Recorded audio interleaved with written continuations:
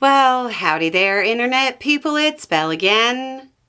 So today, we're going to talk about Trump's SCOTUS tariff problem. Okay, so the Trump administration had its day before the Supreme Court, and it's prompted a lot of questions from people trying to understand the various arguments that were being made. The big ones were about why the questions were all over the place. Were the justices receptive to Trump's arguments?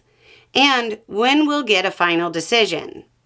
So, what we're going to do is go through some of the arguments, then identify the justice that was asking about the argument.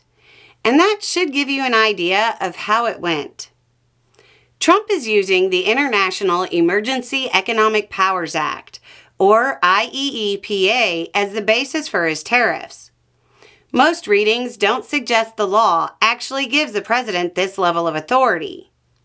A justice asked, quote, "Can you point to any other place in the code or any other time in history where that phrase, together, regulate importation, has been used to confer tariff-imposing authority?" This is a very skeptical question, basically saying, hey, in all of American history, has what you're saying ever been a thing? That question was asked by Justice Amy Coney Barrett.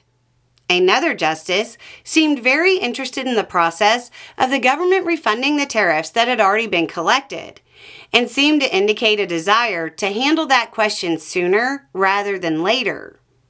Generally, you're not concerned about refunds unless you see the refunds happening. That was Justice Samuel Alito, another conservative member of the court. On top of all that, Chief Justice John Roberts, again a conservative, pointed to the fact that the law Trump's using as justification does not specifically authorize tariffs, though other laws do. Meaning, he seemed to believe Congress wasn't giving tariff authority with the law.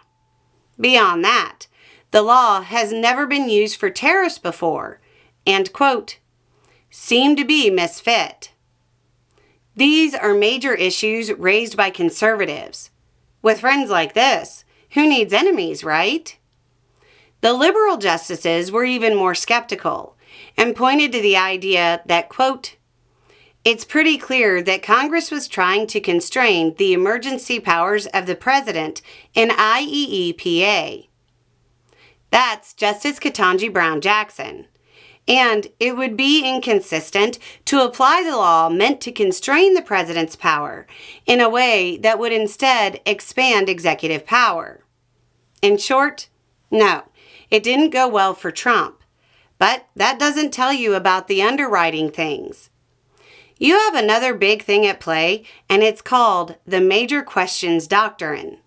You'll probably recognize this as the thing that killed Biden's student loan forgiveness. Basically, a president needs to be able to point to clear language in law for a major policy decision. Every time Trump frames this as some existential economic issue, he's undermining his case by saying it's a major question that should have been decided by Congress, not him. The court struck down Biden's loan forgiveness over an economic tag of $500 billion in 10 years. Trump's tariffs are $3 trillion in 10 years. To a lesser degree, we may hear about a thing called the non-delegation principle in their final decision. It's the idea that Congress can't delegate certain duties outlined by the Constitution to the executive branch. So, when will we get a decision? They normally take time, as in 6 months or more. But they heard this quickly, and there's a lot of money at stake here. So they'll probably act faster. But how fast is anybody's guess?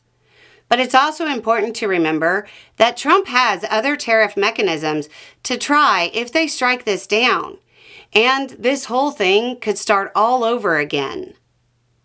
Anyway, it's just a thought. Y'all have a good day.